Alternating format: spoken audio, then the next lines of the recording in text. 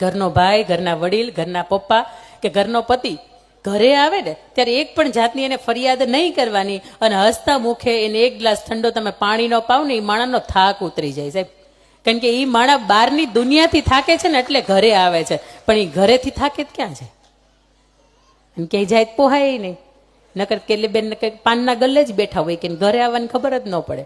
પણ ઘરે ભળવું જોઈએ ને, ઘરે વ્યવહાર તમારે એવા હોવા જોઈએ ને કે એ માણસને આવવાનું મન થાય. એ માણસને 6 નો ટકોરો થાય ને તો કે હવે ઘરે જવું છો, કારણ કે ગરમા ગરમ રસોઈ હશે. આ તો ઘરે આવે ને તો કે બાજરાના રોટલા ને મેથીની ભાજી કરી ખાઈ લો. પૂછતો ખરા કોક દી એને મન થાય કે ચૂરમાન લાડવા ખાવાના.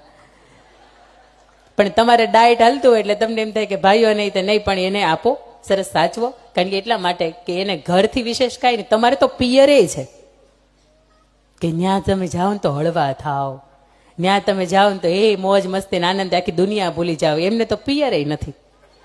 એટલે જે છે એ ઘર જ છે.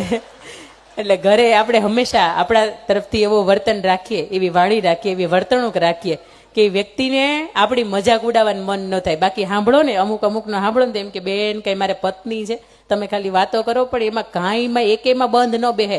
નહીં કોઈનું સાંભળવાનું, નહીં કોઈનું માનવાનું, અને બપોર 2 થી 5 રીલ્સ જ જોવાની.